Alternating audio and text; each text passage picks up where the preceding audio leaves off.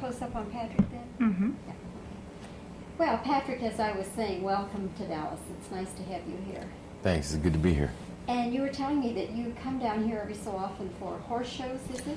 Yeah, Lisa and I, my wife and I, raise straight Egyptian purebred Arabians in Houston, and we come here for horse shows. Matter of fact, last year I came here and rode my Western Pleasure horse in the Southwest Regionals and went top 5 on him, qualified him for the Nationals, and I was shooting Dirty Dancing at the time, so I couldn't ride him, so Lisa took him to the U.S. Nationals and went top 10 in the nation on him. We're doing real well with our horses. Our little filly, our little princess, she went top 10 at the Egyptian event last year and at the Egyptian event again this year, and that's an international show, so it's considered world. So we're doing pretty well, but you have to be guided correctly or you can lose your shirt. How many horses do you have? We have 2 Arabians with Tom McNair International in Pinehurst, Texas, and in partnership with others there, and then 4 fun horses at our ranch in California. I rodeo and calf rope when I'm not shooting. So horses are my biggest love aside from my wife. Your wife's name is Lisa? Mm-hmm. Is she an actress? Or? Yeah, it's Lisa Nimi. Uh-huh. We actually just starred in our first film together in Africa, which is another Vestron picture. It's called Nomad the Warrior. I just finished 3 films back to back, Dirty Dancing, Nomad, and Tiger Warsaw, that where Piper Laurie and I starred together, which was really exciting too, to get to work with Piper. She's an amazing actress and really, really neat lady. Too bad, Patrick, you just can't find any work. I know, knock on wood. Have you ever played a Western or something where you've had to ride horses? Well, North and South, I rode horses all through that for a year and a half. We shot it for a year and a half, and then in Red Dawn, I rode horses, my own horse actually, in Red Dawn. And a little bit of an idealistic dream. I'd like to be responsible for bringing back Westerns at some point, or partially responsible, or some portion thereof. You'll go up for a Western and they'll say, no, you don't look the part. You can't. You don't look like you sit a saddle good or something, you know. That's Hollywood. It's you know, on the same hand, I'd like to be responsible for bringing back musicals. So I've got Lisa and I have our production company really happening now, and we're developing 3 scripts at the moment. One with Gene Kelly, which is really exciting. I mean, to even get to meet the man, much less work with him on a professional level. I'd met him first when he was with Francis Coppola, when they were planning on bringing back musicals. And I went in and auditioned for him. I did Tulsa from Gypsy for him, and one number. And then Zoetrope folded. And really, the way we got to know him is he came to see a play that Lisa and I and Nicholas Gunn wrote called Without a Word, about our lives as dancers in New York. And I really, really impressed him, and he felt that we were the couple he'd been looking for years, and we started developing this project together. Will Gene Kelly then be producer, or will he actually be in the film? Not sure. And actually, everything's had to be put on the back burner for a bit because he got sick, and then went off to Paris to see his daughter. And then Lisa and I have since gone on and started developing another dance script with William Blaylock, who was the producer on Grandview that I did with Jamie Lee Curtis and Tommy Howe. Yes. A lot of people probably don't know about your dance background because the films that they've seen you in and the television things, you really haven't danced, or at least you haven't had a dancing role in films, have you? No, I wanted to keep it quiet for a while, just from, well, you know, like growing up in Texas, in Houston, dancing is not something that's, you know, too widely accepted. And so, well, I guess really it comes down to that I didn't want to have to fight the stigma dancer turned actor. Now it's, oh, actor with other talents. And so now people are finding out the kind of dancer I am after having established myself as an actor, and it's a point of interest. Was most of your dancing, though, ballet and classical? Yeah, well, ballet and jazz and modern tap. My mother didn't believe that you could truly call yourself an artist unless you're well-rounded in every level of the arts. I made my living as a singer for a lot of years.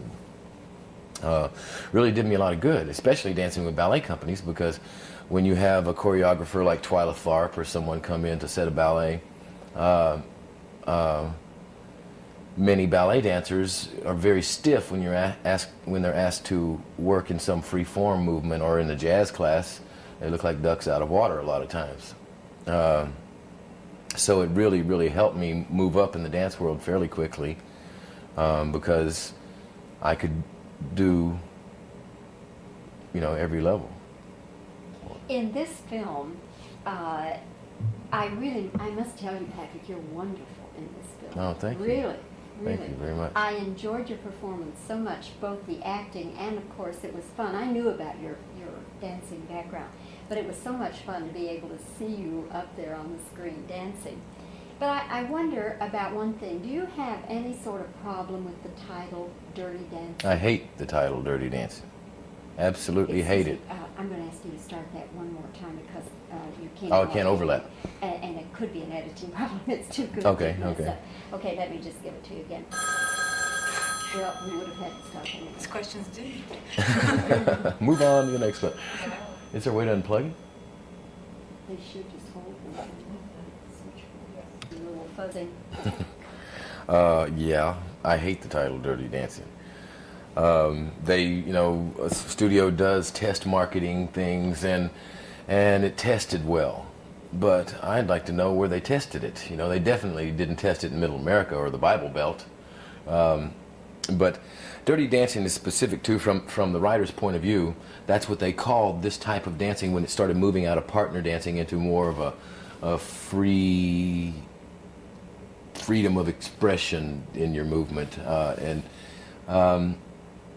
It's really, Dirty Dancing is not what it sounds like, Mom and Dad out there. It's not a terrible movie. It's rated PG-13. It's a great film for kids and the family. It does definitely have some heat to it and some passion, but it's more of an innocent passion of two kids trying to find out who they are in life and where they're going to go, and not allowing themselves somehow to be restricted by society or standards, social standards, and find out who they are and make their dreams come true. And the Dirty Dancing they're talking about is the Hully Gully and the Frug and the skate and all, all this kind of, it's not like, it's not bad. Was that always the title, though? It was called Dancing for a while, but how could you call it Dancing? That's Bob Fosse's musical. We all really fought to not have it called Dirty Dancing, because I talked to, like the people I were involved with our horses, Tom McNair and his family. They're very God-fearing people, and hated the idea of that title, and it would seem to me that most of Middle America would react that way, and it's not the kind of film that the title indicates that it might be. Did you all have any alternate titles that you wish they'd used? That's, if we could have come up with better titles, it would have been different. The only thing we could come up with jokingly was I was a teenage mambo queen. but that's what the studio went with. Yeah. So that's what we had to be stuck with and publicize. Going back, Patrick, to Red Dawn, the movie just really didn't do what anybody wanted it to do. But did you ever have the feeling, or did you ever even think about whether Red Dawn helped your career or hurt it? Oh, it definitely helped my career. It's made a lot of money. It's got cult followings all over the world, like The Outsiders and Uncommon Valor.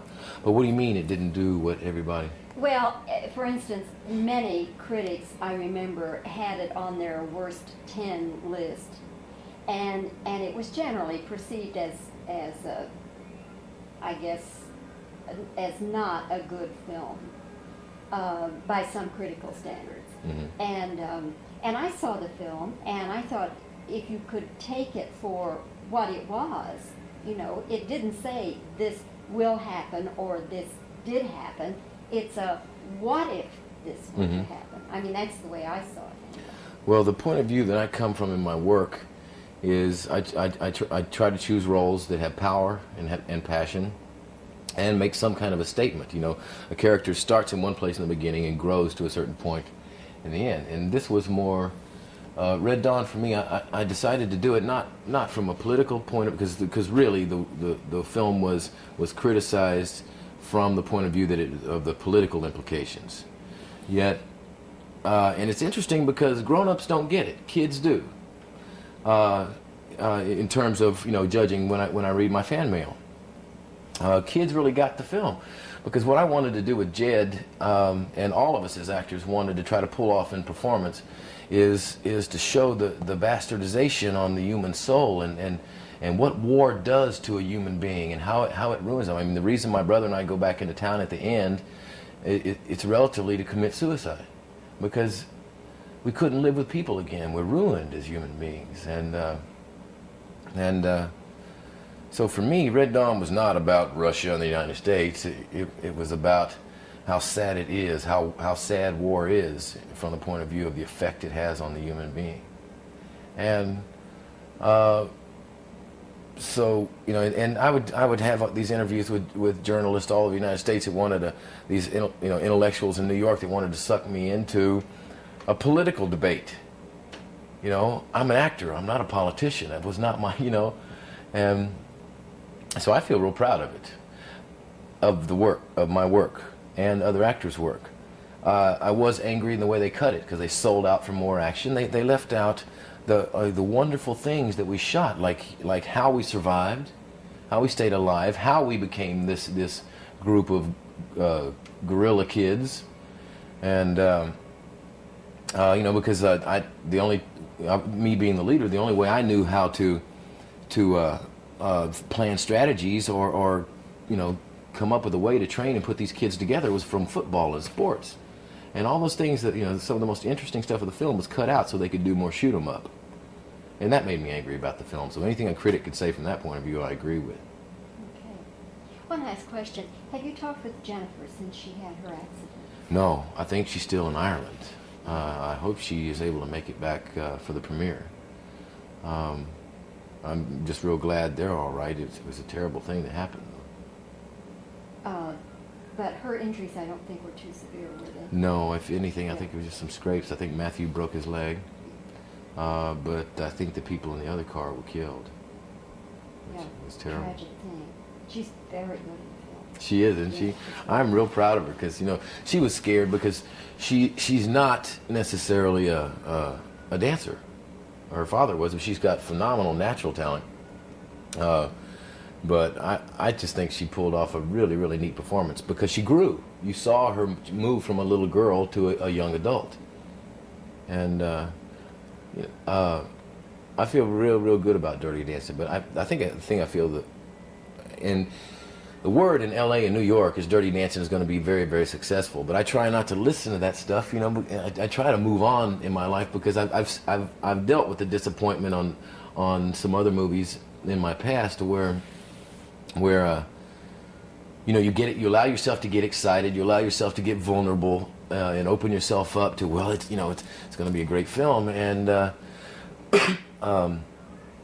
then you're disappointed, and your life becomes about waiting till something comes out that's going to do something for you, and waiting is victim in my book, and I like to just do something, put 100% of myself into it, and move on. You know, Dirty Dancing is 3 movies ago for me. Okay. You said something I wanted to... did you help Jennifer with her dancing, or was it she just had a choreographer work with her? Oh, no. We worked together for 6 weeks before we started shooting on location.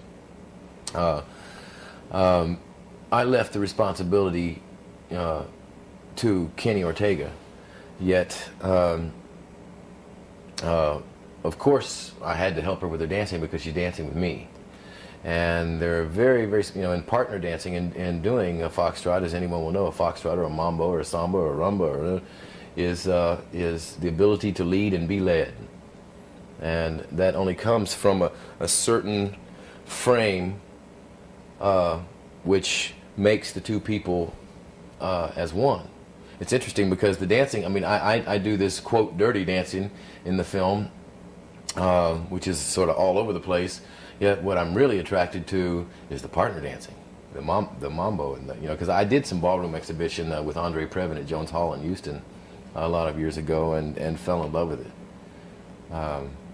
It was interesting though in doing this dirty dancing because I had to hold back, because in order to be true to the character, this guy Johnny Castle from the streets of Philadelphia, he's talking like this here. I cleaned him up, so.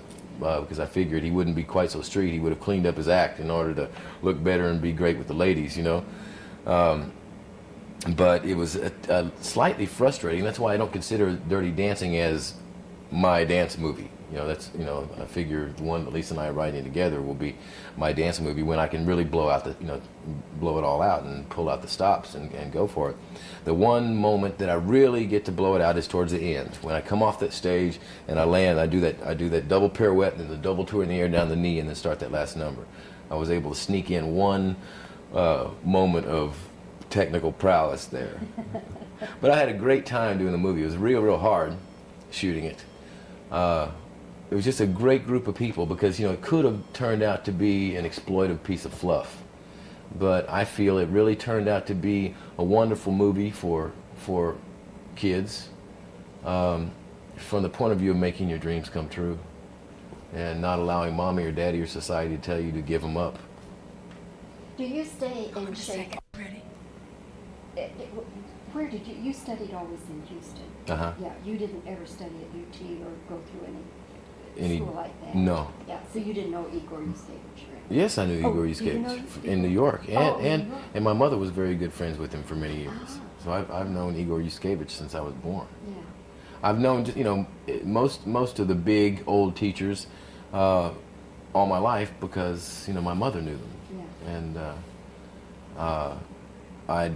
because I was being offered scholarships with every major ballet company in New York from the time I was 14 years old. But I wasn't sure that was the direction I wanted to go. I was Mr. Football player and track runner and stuff, and gymnast. And I still had I had a little bit of the Texas thing. Well, I don't know if I want to, dancing I think keeps you in good shape and keeps your muscles toned, and you don't have too many pulled muscles because of the flexibility, But I wasn't sure that's what I wanted to do with my life. Do you always, though, stay in shape as a dancer?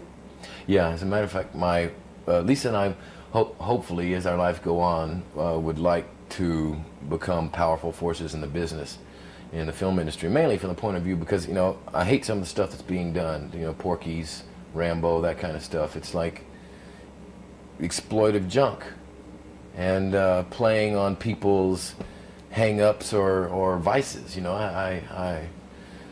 Ideally, out of our production company, we'd like to do films that are going to, affect people in a positive way.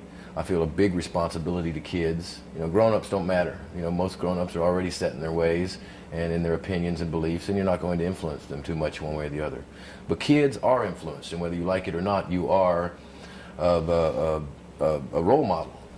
And I take that very, very seriously. That's why I like to do press. It's like your opportunity. It makes you feel like, you're not just a bloodsucker in this world, in this business, by taking it and becoming an actor and making money and getting your face known and name known and that kind of thing. But it's your opportunity to return something. So I take doing this stuff real serious. Well, Patrick, I've enjoyed talking with you. It's just been delightful. Well, thank you. And I hope the film does well for you. I think it will. I really think it will. Because I think young audiences will be extremely attracted. Well, the way I see it, just from the way things have been going, is it's going to be a film for women, and guys will go because their girlfriends and wives drag them there, and they'll probably like it after they get there.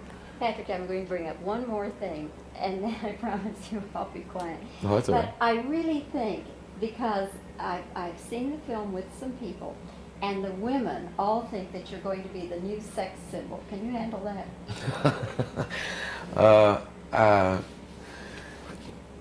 Yeah, I can handle sex symbol. That's not what I'm after in my life. You know, I mean, I turned down all the junk films and all the, you know, the teen idol films for so many years in order to try to build a respect as an actor. You know, so it's respect as an actor I want, not to be a sex symbol. If that happens, fine. If it gets me more of the kind of roles that I want to do, great. If it goes with the territory, you'll take it. Yeah. Yeah, okay. Thanks again. Thank you.